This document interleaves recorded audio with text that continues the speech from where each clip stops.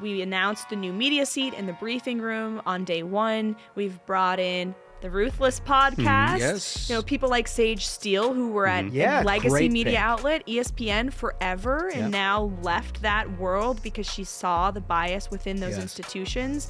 You know, we've had outlets like Axios and Semaphore, who have incredible reach in this city, but also outside the Beltway, and they don't have a seat in the room. Like, why? But our decision to determine which reporters get to be in the most privileged spaces of the American presidency in the Oval Office on Air Force One.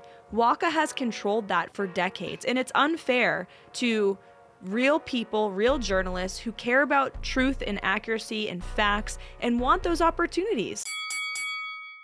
We finally beat Medicare. Well, he's right. He did beat Medicare. He beat it to death. Joe Biden's legacy for seniors? He raided Medicare, made premiums skyrocket, and drove up drug costs. Worse, the Biden pill penalty is already slashing the development of affordable drugs, forcing seniors to pay the price of Biden's failed policy. Biden broke Medicare, but President Trump can fix it. Call Congress and urge them to end the Biden pill penalty. Ladies and gentlemen, your attention, please. Just a catching strays over here. You're in for a hell of a show. Keep the faith, hold the line, and own the libs. It's time for our main event. Good Thursday to you. Welcome back to the Ruthless Variety Program. I'm Josh Holmes with one of my co-hosts, Michael Duncan. It turns out we have a couple of missing components to this, which we'll get to in a minute. But as we always do on the Ruthless Variety Program, we try to enhance your experience as the viewer and listener and try to make things better, even if it's just... Well, yeah, I mean, we've had sort of an outbreak of the flu here at the Ruthless Variety Program. And selfishly, I don't think it could be better timed because we have such an amazing guest. It's something. And it's pretty incredible. And like, if you're just going to aesthetically improve... the Ruthless Friday Program, I can't imagine you could do that better than our next guest, Karoline Leavitt. Thank you, guys. How are you? White House Press Secretary. Yes. I mean, you've seemed like you're having the time of your life. I am having the time of my life. We all are having the time of our lives. It's so much fun. At the risk of sounding like I'm just completely blowing sunshine at this point, like I've been around a little bit. I've watched a number of people in your position inhabit that position and do, different things. Different people very good at different elements of it. Like Dana Perino is one that I remember being like really good at just getting facts to people, working with press and doing whatever. You're terrific. Thank you. And we get this from all of our listeners all the time. Everybody's like, wow. I can't believe what a good job you're doing. Thank you. They told me you were going to compliment me, so that's why I came here. I'm just kidding. Thank you. I love my job, and I love Dana, and I love all of my predecessors, Dana, Ari, Sarah Sanders, Kayleigh McEnany, Oh, Sarah Sanders, course. another one. Yeah. Terrific. Kayleigh was my boss. I love them all. They've all been very generous with their time and giving me advice before I took this job. So you sat down with people and asked them? Oh, yes. I keep in touch with all of them. Were they all pretty generous about giving you some tips? Very much so. Absolutely. Just had more than an hour and a half phone call with Sarah, had a lunch with Kayleigh, had a dinner with Dana, spoke to Ari, and keep in touch with all of them. Sean Spicer, too, who was in my office yesterday. And it's so great because there's only so many people living on planet Earth who have done this job, right? So I just wanted to be a sponge of wisdom once I learned I was going to be in this position to take their advice. And they all gave me great advice.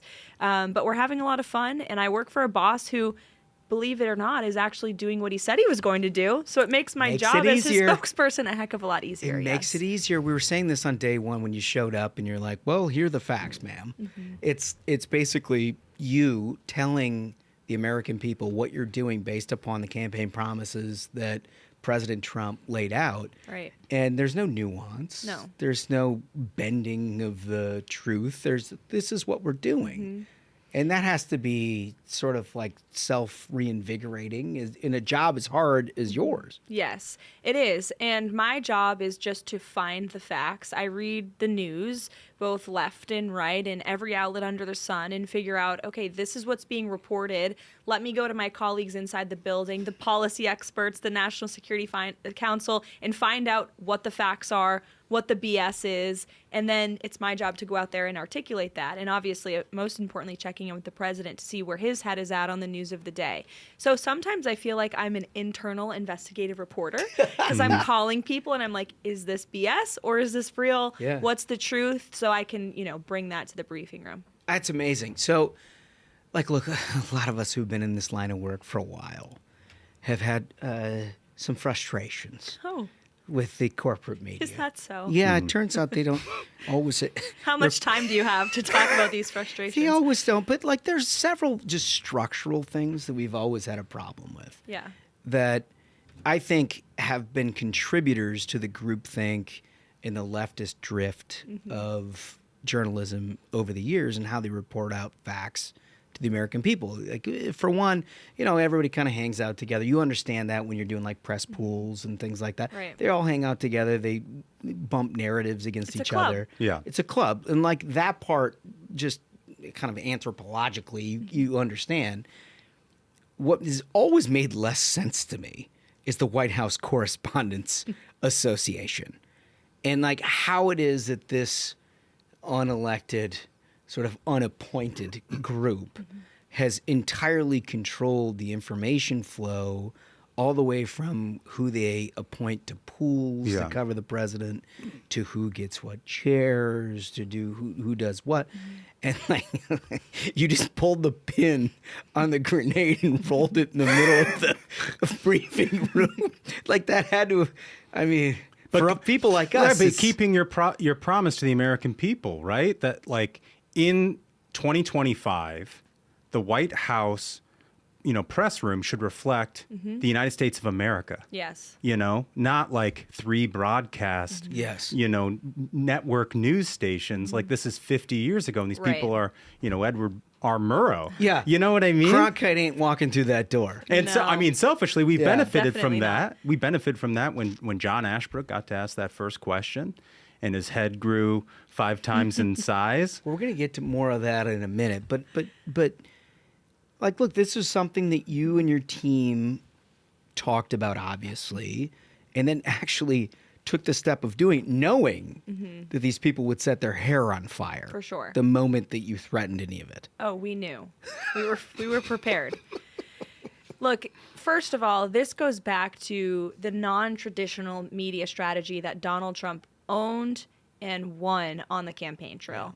Sitting down with podcasts and influencers, comedians, and owning that space because no other politician has ever done that before. 100%. And he was able to reach so many people across the country who otherwise would have never heard his honest message and who he really is as a person, because the coverage of him has always been through, the bias of the legacy media. So he ran in that lane, and I think in large part he won the election because of that. So many reasons he won the election, obviously, but that's one of many. And we felt it would be irresponsible of us not to continue that media strategy when we were elected. Why would you stop talking to the people who just helped elected us get here? Right. Right. So, we announced the new media seat in the briefing room on day one. We've brought in the Ruthless Podcast. Yes. People like Sage Steele, who were at a legacy media outlet, ESPN, forever, and now left that world because she saw the bias within those institutions.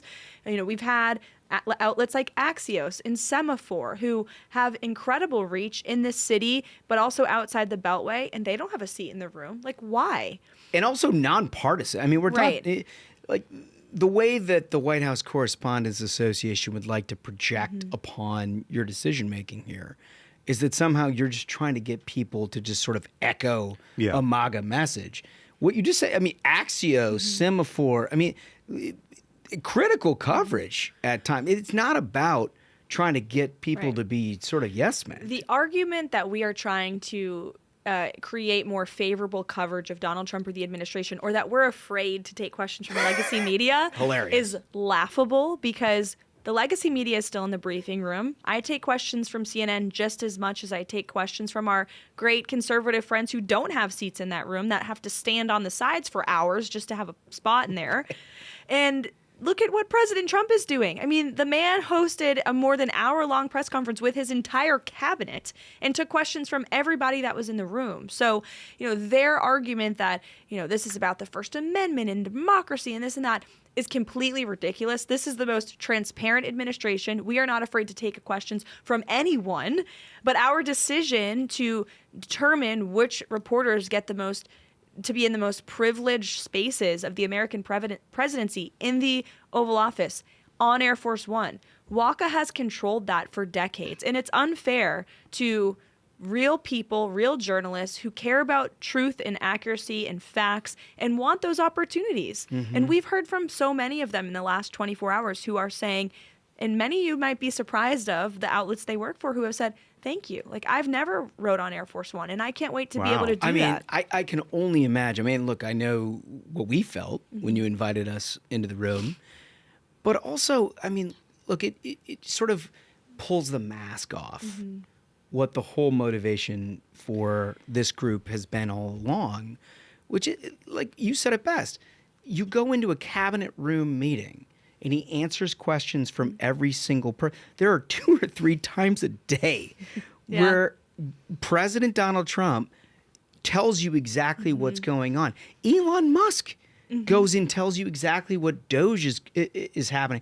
We had like 8 questions over 3 months that were answered by Joe Biden. Well, and that is the grand irony of this whole thing, is you've got the White House Correspondents Association, talking about a threat to democracy and the independent press and all of this sort of stuff. Have you learned nothing? Right. Nobody listens to you. Oh, Donald Trump wants state media in the room, and it's like, there are people in that room that covered for the fact that Joe Biden couldn't do the job. Right. And they did it for 4 years. Most of them. And they didn't tell us anything about it. And if they want to know why they have no power and the American people don't listen to them as much, and like shows like this and like the people that you've had in that chair are important, is because we were telling them the truth. Yeah.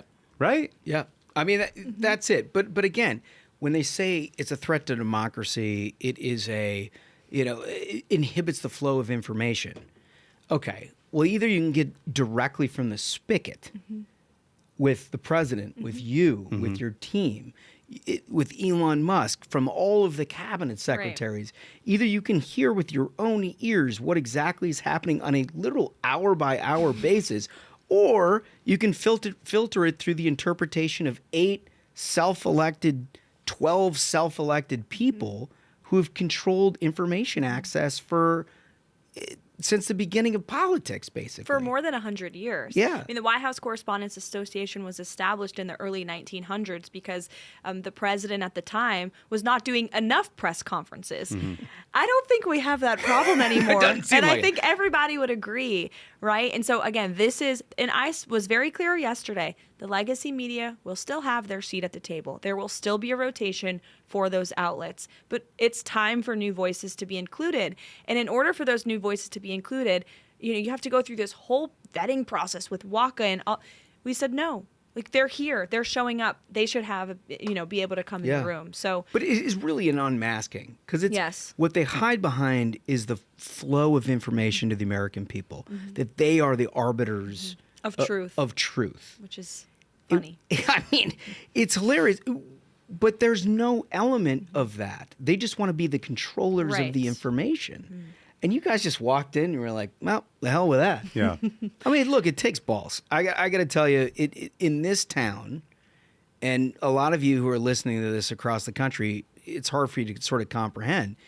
But when it's always done one way, there is a serious ceiling that you need to crash through in order to make change. It's always hard. You guys did this. You did it relatively quickly. Thank you. Well, you're welcome. This is clearly a non-traditional administration. Yeah. And, President Trump sets the tone with that. Whenever somebody says, we can't do it that way, sir, or it hasn't been done that way. He's like, why? Why? Why? And if you don't have a good reason for telling him why, you better run out the door. So the question is not, why we can't do it. It's why we should do it, right? Yeah. And we're not afraid to, shake it up. That's what the president was elected to do. It's really just an admirable thing. Hey, aren't you that PBM?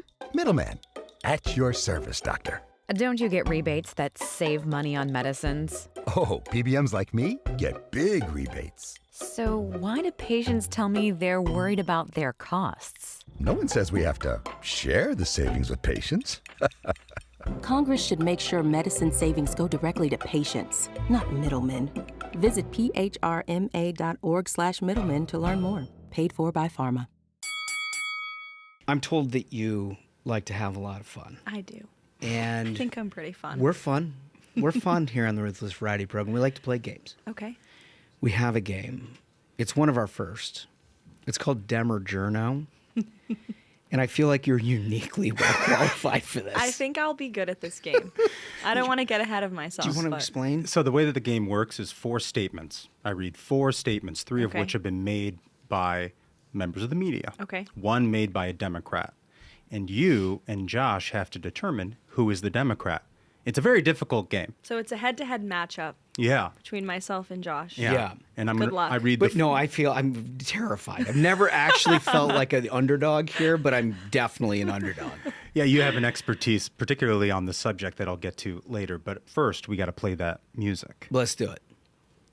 Dem Or Journo, Dem Or Journo, Dem Or Journo, Dem Or Journo, Dem Or Journo, Dem Or Journo, Yeah. Dem Or Journo. Nobody knows. Nobody knows.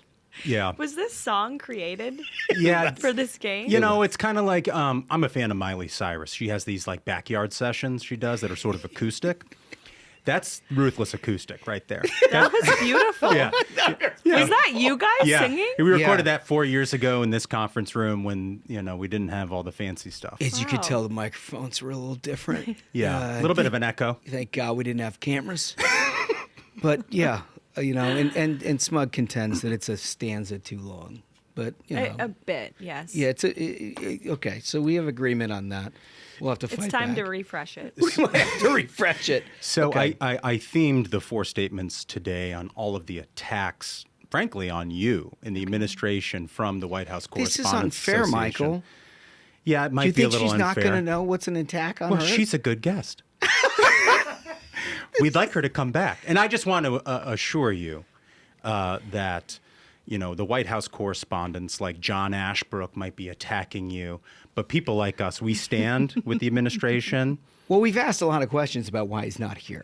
And we thought now that you've entered him into the White House correspondence, perhaps, he's just showing solidarity with these people. If that's so, he is not welcome back in that new media seat. Just kidding.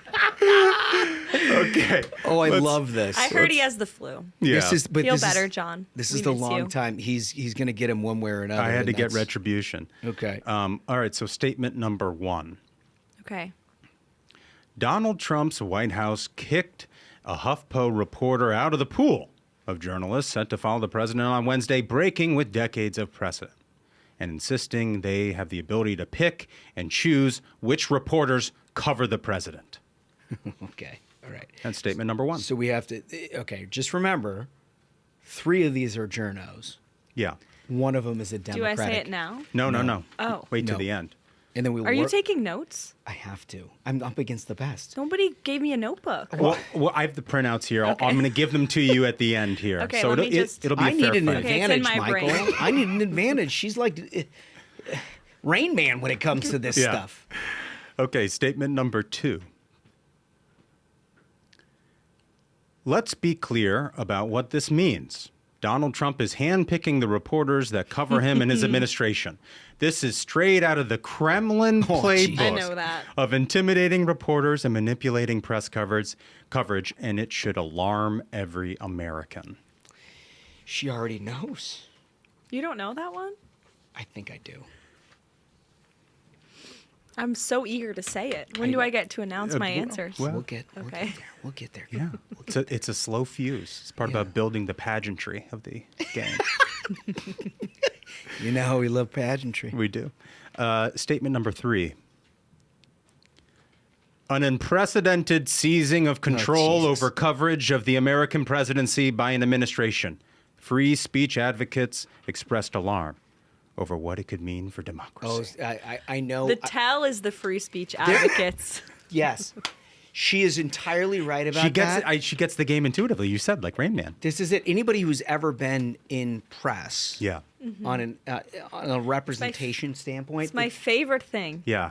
They email, Karoline, ethical experts are saying this. And then you say this. This is Stephen Chung, my great colleague, our White House communications director. Love him. We write back, which experts? And then they send the names, and we Google them, and they're like Democrat donors funded by George Soros. And you're like, we copy and paste their Wikipedia. We're like, these experts, asshole? This is not a real story. These are not a real story. It's so good. It's the tell of any liberal reporter. Yes. Isn't that the magic of this game? Yes. If you've done this, you get it. You know the weasel words. Yes. Yeah. Because they're saying what they want to say, but they're like, well, the experts are the ones that are saying it, not me. It's the experts. It's the experts. Statement number 4. Trump White House, on the way to establishing its own version of a Kremlin press pool, approved media only. So we've got 2 references to the Kremlin here. Oh, wait, hold on. Yeah. That's 4, right? 4 statements. That's all 4. Okay. All right. So 3 of them are journos. One of them. Okay. So I'm going to give these to you. Okay. I have it in my brain, but I'll take another look. She doesn't need. She's the White House press secretary. She does this without notes. I don't know if you've noticed, but she's had no binder. The binder's in my brain. She just does the binder in the brain. But we can give her paper if you want. We're giving you a little. Okay. All right. So we're looking at this. My thought is that the 3 is completely a journo, and that's unquestionably a journo. You would obviously agree with this, Karoline. How do you want to sequence this? Should we have her give her thought? She's just going to know the answer. You think she's just going to know the answer? I think so. I mean, she's that good. You've seen her. Okay, let's do it. Okay. You've seen her. Yeah. Okay. I'm dead here. Okay, so if you don't want to talk it out? No. You want to talk it out? It's a game. Yeah. You we can't gotta talk it forfeit. out. Yeah, no, I'm not going to. All right. So I think number 1 strikes me as a journo because breaking with decades of precedent is the clause by which the rest of the statement lives within. Okay. Right? So what they've said here is something that absolutely nobody could disagree with. But the breaking with decades of precedent is where they live under, and that's kind of what the journos do. Okay. So I'm going to say that's a journo. What do you think? It's clear that this man has spent years and years, more years than I or than me in comms, because I would agree with his rationale. Where I'm stuck It's a journo. is the two Kremlins. Look, if just by virtue of the way that it's constructed, the 4th one is so simplistic. What the beauty of the reason why journos have existed before you taking control of the White House press office is because they add enough sort of flowery bullshit to present to the American people something that it's like, maybe that could be true. They add language, as you said, flowery language, it's a good way to put it, in between their lies to make it sound like they know what they're talking about. And you really have to carefully read and parse out what they're saying. But unfortunately for us, the average American who's living their lives and working their businesses and raising their kids don't have the time to analyze every word of crap. So that's how they do it. They get by with this this flowery language. I love the way you said that. So I think I'm gonna go with 4 as the Dem as a result. Okay. You believe it's number 4. But I'm just waiting to get beat on this. I hate to just see like I'm agreeing with you, but I am agreeing with you. Okay. This is definitely journo, as we already said, the experts, the free speech advocates. Now, there was a journo who made reference to how it reminds him of his time covering the Kremlin. This was Peter Baker. Mr. Peter Baker. Yes. Whom I couldn't help but call him out for such a I saw that. ridiculous statement. It was well done. But neither of these are his. Mm-mm. So it looks like we have more people echoing this absurdity. Yeah. So I think I'm going to have to go with number 2 is the Dem. Wow. Okay. Wow. Okay, here we go. Wait. No, I didn't mean that. No. You're Number good. 4. You're good. Number 4. Are you going with 4? Wait. Yeah, number 4 is the one that's the... Yep, number 4 is the Dem. Yeah. Okay. Yeah. There's a lot of paper here, Michael. There is. Well, We've look, got a lot of, just trying to provide. 4 is the Dem. 4 is the Dem. Okay. Well, number 1, correct. That is actually Brian Stelter. Oh, yeah, the potato himself. Very concerned for the Huffington Post. Yeah. Yeah, a lot of thoughts and prayers for the HuffPo. Which, by the way, you don't have to tell me if this is true or not, but I need to talk about it because this is in my own head. Is that when SV Date got the Super Bowl assignment? Like, I was just so personally offended. And I know that, like, that you can't control that's what they do. That I was like, I literally said it on the show. I was like, that's going to be the end of the White House Correspondents Association. Let me just say this. There couldn't be a less fun reporter to enjoy going to the Super Bowl on a Sunday with the President of the United States than SV Date. And I say that with love in my heart.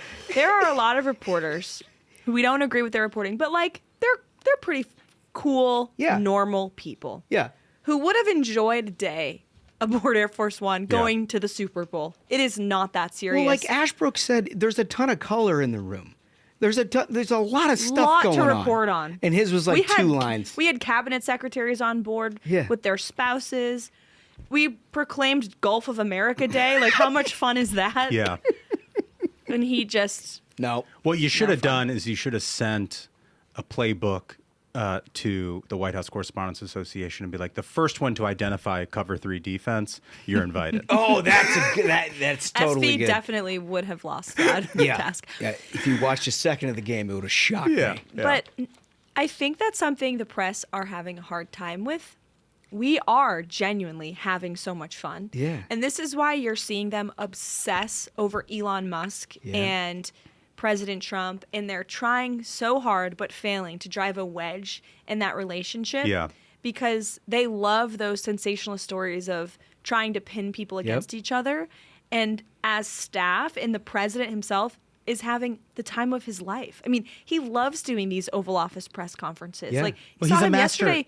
He was like, Caroline, get the hats. He comes back. I get that Trump was right about everything. Red hats. He's handing them out to the journalists. Like, they've never seen anything like this, and they don't know how to do it. They're like, Because how dare you? They know he's funny. Yeah. And they know we're having fun, but Can't do it. they don't. They can't crack the smile. Can't But we do know it. they're secretly enjoying it. There's a few that are, for sure. All right, so what else? Well, I'm going to save the 2 Kremlin ones because I Okay. think, you guys have correctly identified Yeah. those are the pivot points. Number 3, can we go to number 3, please, Spaghetti? That is Lori Kelman from the Associated Press. Wow. Yeah, the free speech advocates expressed, which you guys correctly identified Yeah. as the weasel words, where they defer to the experts. It's the clause. Maybe I'll email and ask which free speech advocates she's referring I to. think that, Probably somebody in the Arabella just add- Advisors Dark Money Network. I'll just add a federal judge did not agree with the AP. Yeah. in that Sheldon Whitehouse, however, is an advocate that definitely thinks that way. Well, here comes the bad news, folks. Oh, no. Let's put up number 4. Oh, my gosh. Did we lose? Number 4 was Susan Glasner at the New Yorker. No. Yeah. No. Yeah. Its own version. You know what? I should have gone with my gut. Yeah. You were close. I was there. Yeah. Hold on. Is she married to Peter Baker? Mm-hmm. She is, isn't Yes. It all makes sense. It makes sense. Look at that. That's a real twist. That's a Shyamalan We both twist. lost. Yeah. I'm deeply disappointed. And for the record, number 2 was Senator Chris Van Hollen. Mm-hmm. Yeah. she? Yeah. So It's a tough game. it's the toughest game. That's why they say at the end of the thing, nobody knows. so upset. Why agree with you. I'm trying to be nice. Your gut was right, 100%. It was. You saw me. Yeah. I had my 2 piles, and then I switched tried it at to the save last you. second. I was like, no, 2. I went against my own principle. Never go against your instinct. I've got one additional thing here, a dessert, if you will, for this game. Oh. Because number 1 was Brian Stelter. Again, very concerned. That was just the appetizer and the entree. It was an amuse-bouche, on. and we had mains, and now we're going to the dessert. And so for dessert, we have Brian Stelter expressing a very different opinion about whether it's okay to leave people out of the briefing room. Can we play that video? There are, these questions about Fox's, as Fox radicalizes and as it becomes even more and more of a political tool. Zerwick, you wrote a column recently for The Sun about this, saying Fox should be viewed as a political tool. And that raises a question. Should it be a part of the White House press pool? Should it be afforded the privileges that come with news gathering? Even though they do have some news reporters at the White House, you're saying they're primarily a political tool. So should that be reassessed, Zerwick? Listen, I really do. I think it's a discussion we need to have. Look, you're not supporting democracy. You're not supporting the larger values of this country. They don't even stand up as a opposition party. But there's nothing journalistic in what Lachlan Murdoch said. And you know what? I say, hey, you know what? Let's take them at their word. Let's not let them on the plane. You want to let the Proud Boys on your plane on Air Force One? No, I don't think so. These guys are doing the same thing. So that's what we call TDS. Yeah. I'm not sure if you've ever heard about it. I just diagnosed that man. Yeah. Shout out to Maze Moore on Twitter who found that clip. That's a great clip. I can't believe I haven't seen it. Yeah. But to the arguments that you're fielding all day, every day, they were making it about a Biden administration. About the #1 television network on the planet. Yeah. Right? Like more viewers than anybody else in the legacy media. And that's the network he's talking about. And you'd like Ducey asking a few questions about, whether Biden had the mental fitness to complete his term. And next thing you know, you get the potato out there saying, they should be off the plane.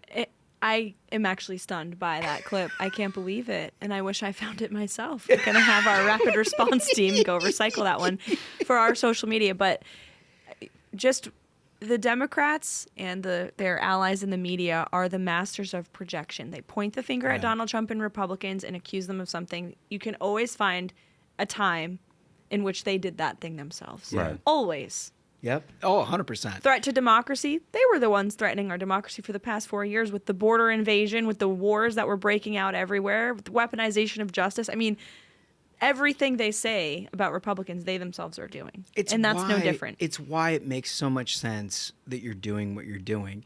Because you're not... they keep saying on repeat, this is about bringing in favorable coverage. It's not. No. Like, conservatives actually have real questions. As President Trump has fielded through, 9 years on the public stage. I mean, really, like 40 years in public. But, like, in politics, he takes all these questions, and conservatives actually want to know the answer to it. Whereas we've been force-fed for, decades a filtered truth that can't actually ever get to the truth. And you've just said, no, we're taking all that off. The lens is off. You can ask us anything. 100%. I mean, the day of the inauguration, the president is sworn in, takes the oath of office, goes to the White House, is in the Oval Office, has a stack of executive orders that he's signing, as promised, and lets a group of journalists into the Oval and talks them while signing executive orders color and talking, commentary, by which is the way. incredibly impressive, by the way. You're like signing EOs and you're taking questions at the same time. It's like a skill. Not many could do it. Joe Biden definitely couldn't do it. No. But, I mean, that is the most accessible president we've ever had. Ever. And it's questions on every topic under the sun. And again, he did it with his entire cabinet sitting around him. The transparency and the accessibility, and they don't say it on the air, but they will tell you off the record that they are pleased with that. Yes. And we want to it's a continuation of that effort to be accessible and transparent, to answer questions on any issue under the sun. And that's what we want. We want more voices in the room, not less. Yeah. And the legacy media will still be there, as we've said. But there are many other people in this country, across the country, who deserve a seat. we had a local media row last week at the White House, and there were local radio hosts and television hosts from across the country, many of whom I actually got to know on the campaign because I would call into local radio all the time. It's like the heartbeat of the country, right? Like people driving to work, listening to their local radio. So I've become friends with these guys over the phone. This was the first time meeting them in person.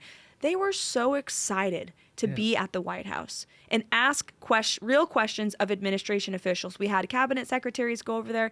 They were just so honored by the privilege of covering the President of the United States so up close and personal. And I think a lot of journalists in the city, unfortunately, have forgotten that it is a privilege to be in the Oval Office every single day and aboard Air Force One. And so this is our reminder of, like, again, it's a privilege to be in that room. There is limited space. So why should a group of DC-based elitist journalists get to determine who enters and accesses that space? Listen, with President Trump, with your help, is running the absolute most transparent information flow of any administration in history. I don't even think it's close. Before you go, can I ask you a couple of personal things? Sure. When did you get into politics? In college. I'm from New Hampshire. Yeah. Which, very political state. Granite State. Born and bred Granite State. Live free or die. And first of the nation primary. I went to college, St. Anselm, which is, they do polling and they have the primary every year. And I just kind of threw myself into politics in school, and then one opportunity led to the next. I like this. Yes. Yeah. Didn't grow up in it by any means. Yeah. My family owned small businesses. But when I got to college, I realized I really enjoyed media and news and enjoyed getting in political debates in class, and just found one opportunity after the next. When you first got linked up with President Trump and you went to work, all of us who've ever been involved in this world, who've been attached to a principle in one way or another, knew there was like a moment, or at least a couple of moments, where you were like, yeah, this is going to work. Like, I really want to work hard for this. Like, you recall sort of in the onboarding and the piece about you getting involved and more involved, and then ultimately, I mean, you're dedicating your life to this at this point, a moment where you were like, I believe in this all the way through. So I've been a supporter of the president since 2016. I mean, I voted for him in the New Hampshire primary in 2016. Yeah. So I've always believed very strongly in his message, but certainly working for him over the years, as you said, when you work for a principal, you get to know them personally, right? And so, I obviously wholeheartedly 100% support everything that President Trump does policy-wise and the agenda that we're enacting every day. And it was great to be part of that campaign. And now we went from campaigning to governing, and we're actually doing what the president said he was going to do. And it's so incredible to watch that come to life. But I also have grown to know him as a person. Yeah. And seeing That's who kind he of what is. I'm getting yeah, at. like personally, he's like the best boss. He is so uplifting of everybody who works for him, always flattering everybody with praise. And you see that publicly too, right? Like, this guy's from Central Casting, or she's phenomenal. Like, that's just how he is, and that's true. Like, in front of the cameras and when the cameras are off, and he tells it like it is, and he is hilarious. Like, he's truly one of the funniest people I've ever met. No, that part is so underrated. I mean, So look, underrated. I obviously have never worked for President Trump, but I had an occasion over a couple of years to every 6 weeks go in and speak with him. And my only conclusion after like the third meeting was, this guy's got to be the funniest public figure I've ever been around. I mean, I was in tears laughing almost every time. Yeah. He is stand-up comedy level stuff. He has a great sense of humor. Yeah. And it's just fun to be around. And that's what I go back to what I said earlier. Like, we are genuinely having fun. We're working our butts off. I mean, it's 15, 18-hour days. Yeah, you got to love it to do that. You have to love what you're doing and love the people you're working with. There and it is. Yeah. The president has put together a phenomenal team. The cabinet is great. And everybody's friends. You look at the cabinet, they've all worked together in some capacity or campaigned for the president together over the past several years. And then the team, that Susie Wiles has put together, whom everybody respects and admires and loves, is great. And many of us worked on the campaign together. So we got in on day one with a battle rhythm already under our belts, and we're genuinely all friends and want to see each other succeed. And, the communication staff whom I work with, Stephen, my direct colleague, and Taylor Budowich, who's our deputy chief of staff. Great guy and just great visionary. And we're all in it together. And it's just a really great place to be. I mean, you can tell. Yeah. You can tell. I mean, anything in this line of work, if you're going to succeed, it's because of the people around you and everybody enjoying and knowing that nobody's like searching behind and coming from the campaign into the White House and like having served in the foxhole with all of these people, you build that camaraderie. Totally. And it feels like this. And we talked to Bruchewitz about this, but like it feels like y'all are running the permanent campaign. Like you're moving at the pace of a campaign in the White House now. And just because like you've accomplished so much so quickly, the fastest rate of confirmation since 2001, and it's like you only get that sort of continuity when you bring in people who were like in that foxhole with you, We were in the foxhole. Yeah. I mean, the president has faced so much adversity throughout his entire political tenure. But certainly, over the course of the last campaign, the trials and we sat in a dirty Manhattan courtroom for weeks. Oh my gosh! Watching Alvin Bragg just like persecute your boss, like that builds some camaraderie amongst the team. And then of course the president almost nearly losing his life twice. Yeah. It was something that we all endured together, and watching his determination through those moments to just keep going and fighting, and it totally fuels you. Yeah. Good leadership, it stems from the top and trickles down to the rest of the team. And that's obviously a stark contrast to the previous administration who had no leadership. And it impacted our country and people's lives. And, it's all fun, but we do take obviously the responsibility of governing incredibly seriously. And the president is working literally around the clock. Yeah. He's negotiating a peace deal with Ukraine and Russia as we speak. The talks in the Middle East, he continues to be very involved in. We're rolling out new policy and EOs every day. So everybody is working 24/7. But like you said, you have to love what you do. Incredibly impressive. And listen, you're welcome back anytime you want. I want you to know, though, the absence of our colleague, we'll send somebody else. Yeah. We'll send somebody else. Oh, don't be so hard on him. Maybe Duncan, maybe you can get retribution this way. Maybe Smug.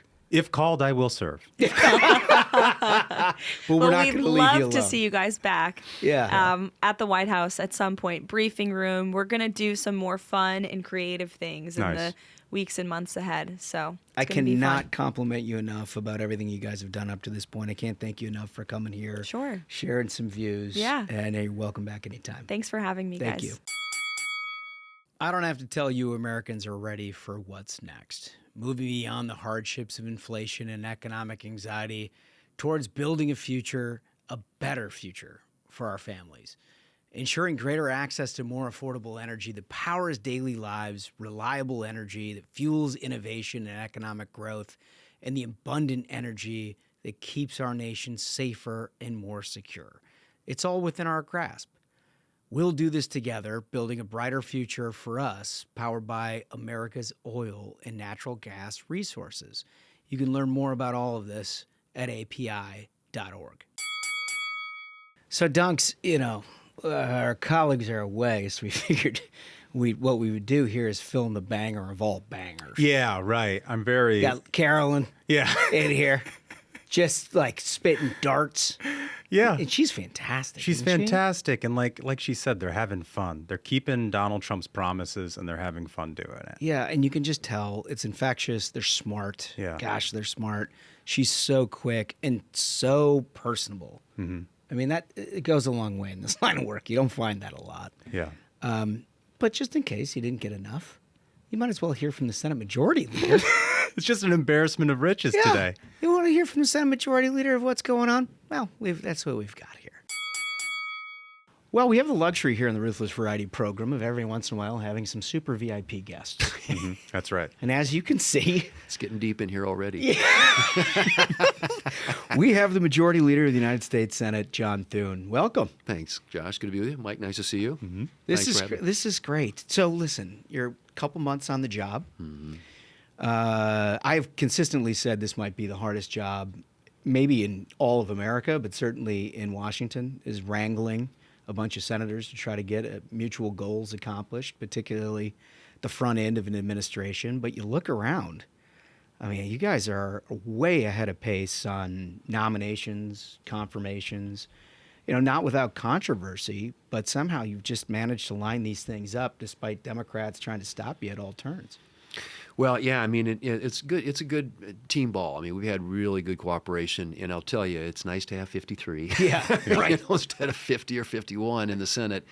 But the confirmation process is challenging because if the Democrats want to, they can drag it out, and they have been. But we've been able to use and manage the clock, I think, well, and force them to concede on a lot of things and to give us essentially what we wanted in terms of the schedule. So we got through it pretty well. We got a couple left, and we'll try and finish those up. But Senator McConnell always reminded us that the Senate spends 2/3 of its time on personnel. Yeah. You think about it. Yeah. We're like a human resources factory, and there's 1,100 executive branch positions that come through the Senate for confirmation, and then you add on top of that all the judges, the entire judiciary. And it's just a consuming thing. So it makes it really hard to legislate. And to your point, in the Senate, you've got all these procedures and rules you have to follow that the Democrats can use to stall and slow things down. So it makes it hard to do anything. I frankly am of the mind, and I would say this for a Republican or a Democrat president, we ought to cut that about in half. I don't think when the founders put advice and consent into the Constitution, they were thinking about 1,100. I mean, you get presidents who don't get their people in place until the third year of a 4-year term. Yeah. And that's it doesn't make sense. It is absurd. But you're still confirming here on the fastest clip since 2001. Right, correct. And while doing that, you're also getting good legislation in place here. Can you tell us about this Women in Sports Act that I know y'all are working on? Yeah, so we're going to put that on the floor early next week, and it's an issue the House has voted on. And the president issued an executive order, and what this would do is codify the executive order. But essentially, it bans biological males from competing in women's sports. Yeah. And just the right thing to do. Yeah, well, and as a girl dad, both of our daughters, and now I've got granddaughters, were very active in sports. I've got my oldest daughter is in both her high school and college Hall of Fame, and so the Thunes are into sports. I didn't know that. Go figure, right? But so it's intuitively, I think people this is why this is an 80-20 issue. It's people like, yeah, well, of course, right? And it's unfortunate that it's something that needs to be codified, but we're going to try and make sure that the President's EO endures over time, and the way to do that is to have Congress to take action. My assumption is we'll get a lot of resistance, obviously, from the Democrats, which is unbelievable at some level. Yeah, it really is. I mean, like I said, I think there are some things. Clearly there are partisan political issues in our times and things that we deal with legislatively, which create the deep political divide that we have. But this one, to me, it just seems like it's just common sense. I mean, logic. Once in a while, you ought to yield to logic and just say this makes makes all the sense in the world. Washington. Yeah, exactly. So it's hard to feature how you could formulate an argument against that, but. We're going to find out here in a few days what the Dems think. Yeah, no kidding. So, I mean, look, one of the underrated parts of the job that you have is, Senate at some level has to work with some consensus left and right in order to move anything. You've been able to roll through that with the nomination and confirmation process despite Democrats doing everything. And so there has to be some level of comedy. How difficult is that? Because, right now you saw all of these nominations where you'd settled, you had the votes, it was going to happen, they make you run the clock no matter what, and then they head out to a press conference at USAID, which I mean, they're beclowning themselves. So politically it's not the worst thing in the world, but you got to be watching this and saying, like, come on. Well, I mean, I think you pick and choose the issues you want to highlight, and they're picking and choose issues that I just, I'm like, really? This is what you want to talk about? But, there are times, you're right, and you know this as well as anybody, Josh, where in the Senate particularly, because of the rules, you have to find it on some issues, including spending bills, bipartisan cooperation. It takes 60 votes, not 51, to do anything consequential in the Senate, with the exception of budget reconciliation, which when you have unified control of the government, House, Senate, and White House, you can do things at 51 that you otherwise wouldn't be able to.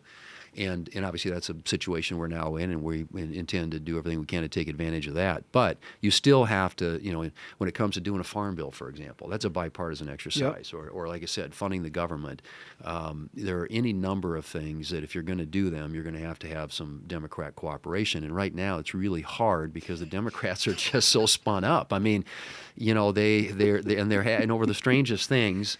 But this Trump derangement syndrome is real on their side. And it is, they can't see straight. Now, even when we were going through the budget resolution process last week, and when I adjourned the Senate at 4:51 a.m., we stayed up all night and voted. It's a fun process. On Democrat, you've been there, on Democrat amendments, and some of them are just, and some of these folks on their side, they were just, they can't contain themselves. They are just so much anger and hostility right now. Yeah. And I think they're coming out of an election, and they're just trying to find their footing and find something they can get traction with, and trying to find an identity.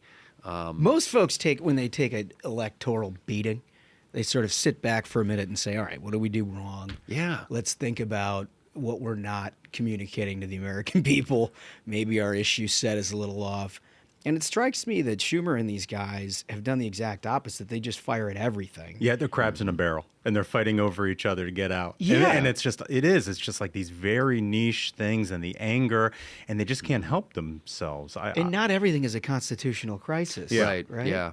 Well, and as I pointed out in a floor speech not that long ago, they are attacking the Trump administration for use of executive power. Yeah. And I was like, where were these guys in the last 4 years? That's an interesting where concept. there were all these abuses of executive power, and every president comes in, and there's this tension between the branches of the government, inevitably, and but right now they picking, for example, DOJ and USAID, you get outside, you get 800 meters from this building, and people agree with that. They think the government ought to be downsized, and we ought to do things in a more efficient, smarter way, and make our government more cost effective.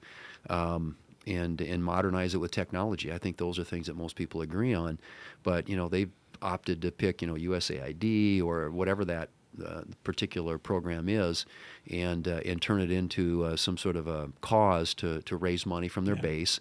But I think what they're losing sight of, and it's sometimes easy to do this, is the broader, the middle of the electorate, the people in this country who are paying the bills, the taxpayers, who are ultimately on the hook for the cost of government, see this through a different lens. Yeah. And those are the folks that gave Trump the win and gave us the majorities in the House and the Senate. And it turns out those people aren't their voters. Yeah, that's right. Yeah, they don't represent them any longer. Yeah, they really. There's been a change, and you're right. Coming out of that, you think, okay, let's do a little self-reflection here. Right. No, they're doubling down. They really are doubling down. Yeah. So, look, now you get to the portion of the program where you're going to be dealing with core sort of Trump administration priorities of your members, right. House Republicans, and there's a bunch of big stuff that needs to happen. You took a huge step by passing the budget last week, which big accomplishment there. I don't think people would actually realize each piece of this step is as difficult as it actually is. But then this unlocks the ability to do reconciliation and ultimately get the tax cuts done, get the important pieces with energy, immigration, all of this various stuff. It's not going to be easy. I imagine with your conversations with the speaker and with the president, you guys are kind of working through the formulation of how you're going to handle that now. Yeah, and there's some decision points ahead. This is the one big beautiful. The one big beautiful. Yes, yeah. But you do. Historically, if you go back 100 years, there have been 5 times when Republicans have had unify control of the government. By that I mean House, Senate, White House. And 4 of those 5 times it only lasted 2 years. And the other time it lasted 4 years. So it doesn't come along very often and sometimes doesn't last very long. And so the use of budget reconciliation to accomplish things at a 51 vote threshold in the Senate is unique historically, but it's a real opportunity for us. And so locking in and hopefully making permanent the 2017, the Tax Cuts and Jobs Act, the Trump tax cuts, whatever you want to call them, is a part of that. Doing some things on, deficit reduction, getting us on a more sustainable fiscal path, I think, too, is part of it. And that's where DOGE comes in and some of the other ideas with respect to trying to rein in spending. Energy policy, things that we can do to make America more energy dominant, I think is, part of this conversation. Things that we can do to secure the border. There are a whole range of things that we believe are eligible for and that we ought to be able to, and part of it is in the Senate. You got to get past the parliamentarian. Yep. She's like the referee of all this, but there are things I think we can do based upon the use by the Democrats when they had unified control of the government. That's how we get Obamacare, folks. But then we got, the American Rescue Plan, the Inflation Reduction Act. Yeah. Those were all done through budget reconciliation, and they created a template by expanding the scope of what is eligible under budget reconciliation for us to do some things that we think really need to be done. And but chief among those really is if we can make that tax policy permanent and create certainty in the economy, predictability around tax policy. And to me, tax policy always ought to be about growth. Economic growth, the old axiom that a rising tide lifts all the boats. You get a growing economy, better paying jobs, people are making money, they're taking realizations, and they're paying taxes, and government revenue goes up.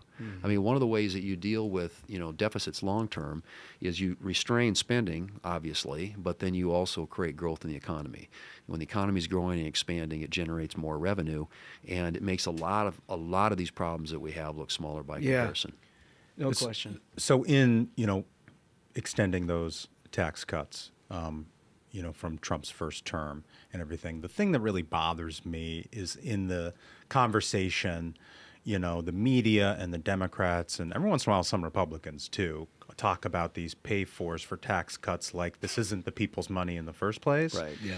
And I'm glad you mentioned that other side of it, which is like unleashing the American economy on things like energy and all that.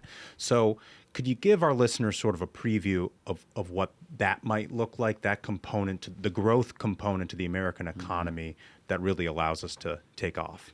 Yeah, so if you think about it, Mike, and obviously, to me, and when we went through 2017, and I was on the Senate Finance Committee and helped negotiate a lot of the policy, particularly around the small business provisions, the 199A for pass-through businesses. And those things, and if we could slap podcasts in this, I was going to say there's a carve out for podcasts, especially. But the whole objective was, if you want to get faster growth in the economy, lower rates and faster cost recovery. And so bonus depreciation, interest deductibility, R&D expensing were all provisions that generated significant amount of economic growth. And when you get that growth, the standard rule of thumb is that for every 1% increase in GDP, you get about $3 trillion in additional tax revenue over a decade. So this is math. Growth benefits everybody. Yeah, and people are you've got incentives for investment, which is creating those better paying jobs, and again, it improves people's standard of living, quality of life. And if you look at what happened in the aftermath of 2017, at least prior to the pandemic, we were actually closing the income disparity in this country. Right. People in the lower end of the income categories were seeing the biggest growth in income.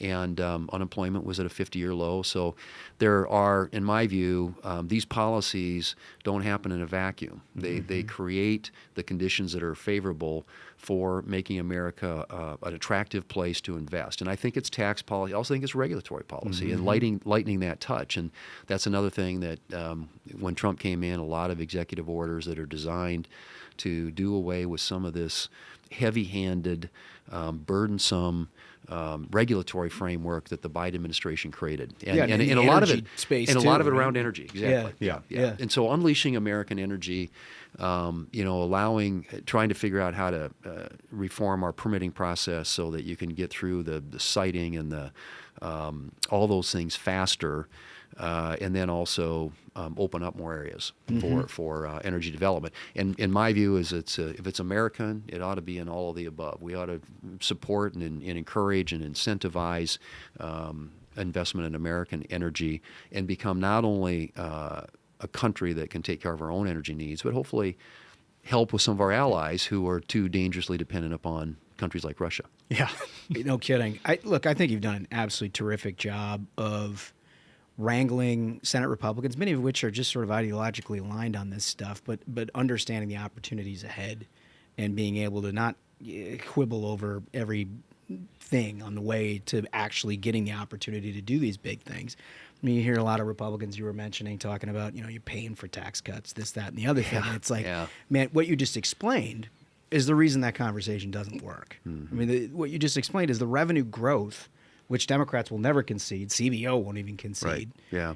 is your economy is growing much faster than you could tax your way out of when you're lowering the rates. And that's ultimately the conversation that'll happen primarily in the House with House Republicans. But ultimately, you guys need to get together on that. I'm assuming you and Johnson. And yeah, I mean, we'll figure it out. And you're right. We've got some folks who think, oh, this got to be offset. We got to pay for this or that. But this is extending existing tax policy. Right. And I still hear John Kyle in my ear, on that. We don't pay for extending existing tax policy.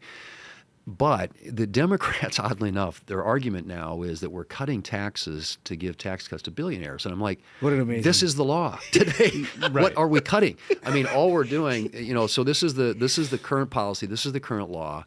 And trick pony stuff. To think that you somehow can and make an argument that because what's going to happen at the end of the year if we don't do anything is a $4.5 trillion tax increase, a majority of which falls on ordinary Americans, people who make and families who make less than $400,000 a year. So there's a huge part of this tax policy, and this is the thing I feel like in 2017. Unfortunately, the Democrat narrative.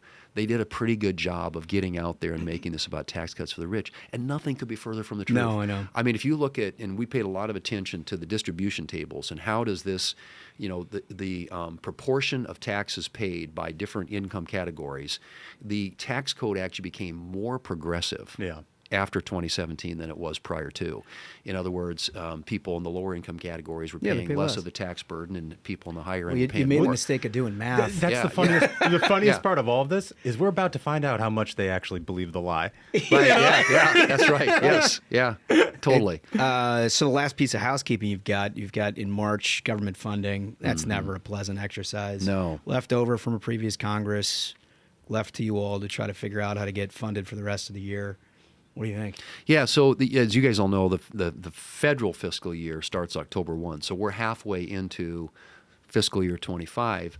And even though last year in the Senate and under the leadership on the Republican side of Senator Collins, 11 of the 12 appropriation bills were reported out. And they were reported out before the end of July of last year. And a number of them came out unanimously. In spite of that, Chuck Schumer never put a single one on the floor. Yeah, weird. It's almost like he was trying to... he's trying to create this pileup. And after the election went the way it did, I think then he doubled down on not wanting to do anything. And so now we're faced with this, funding deadline. And the Democrats are out there publicly, if you can believe this, talking about shutting down the government. Oh, yeah. This is what they in a mess that was entirely left to us by them. This is a pileup that was created by their inactivity and failure to do the basic tasks of funding the government last year, and so now we're having to clean up after that. And we're figuring out, the best way to accomplish that, to make sure that we keep the government funded, but in a way that is consistent with the overall goals that we have with regard to fiscal sustainability, fiscal responsibility, and moving us in a different direction as a country. And then fiscal year 26, which now will be on our watch, we can start getting underway with. But it's just unfortunate that we have to clean up fiscal year 25 under people's mess. Super good at not doing anything. They really are. They've turned it into an art form. Yeah, so, listen, last question. For all the years I was in the Senate, I think you were the land speed Senate holder for running around the Capitol. There was nobody who could touch Thune. I'm wondering, with the new, we've gotten younger. Is anybody threatening your 40 time? Well, we've got some. We haven't laced them up lately to see if anybody's got what it takes. But you got to blow off some steam though. Maybe just take it right down the Ohio Clock corridor straight across. That's right. So some great honey. And you got to take a spoonful of that before you do it. But seriously, one of the for a while there, they had this race that I used to run. It was the 3-mile run, and the Capitol Challenge, they called it. And for a while, I was like the fastest person in Congress. And so I would always remind people that's like being the best surfer in Kansas. It's a nice title to have, but it really doesn't mean much. And it's great. So but we've got some really great young senators who've joined us. And seems like a lot of energy. There's a lot of energy. Yeah. Comes with an education, as we always know. But you're doing an absolutely terrific job. These are the South Dakota products that you've brought us. These are little beef jerky. Yeah. The honey's going to keep us healthy. Yeah, that's right. We got some bison in here too, which I always appreciate. Yeah, that's right. Awesome. And this doesn't exactly look like Skinny Pop over here. This is Galen's. This is Honey Farms, 80 Honey Farms. Wow. That may not be Maha type, but it's going to go down smooth. I can tell you that. Oh yeah. How's the Jackrabbit basketball team? They're decent. I think it's a wide open tournament this year. Our conference tournament will start here in another week or so. The women are ranked. Jackrabbit women are they're top 25 in the country. And the men have had a nice season, and I think they very well could win the tournament. So, go Jacks. Go Jacks. Yeah. Go Jacks. Listen, Majority Leader Thune, thank you so much for joining us. Great to be with you. Thanks, Josh. Thanks, Mike. Well, that was fantastic. I mean, they're doing a great job. Majority Leader Thune, his entire team, 2 months in, I can't find a flaw. They've processed everything. I mean, look, it's going to get harder. He explained that. Yeah. But the basic arguments of what he's laying out are exactly right, and what he's cajoling colleagues to get behind here in the Trump agenda and making sure that we've got an economy that works and everything. I mean, it's just fantastic. Also, first-rate dude. First-rate dude, great personality. And like he said, he's moving the Senate at a pace that's just absolutely incredible. And I mean, you kind of have to with everything that Trump's doing on his end in the administration. Totally. Well, with that, I think we've done it. I think we've done it. And we don't have our colleagues. And I think it's appropriate we go to Hollywood Hen. Another banger of an episode, folks. So until next time, minions, keep the faith, hold the line, and own the libs. Stay ruthless.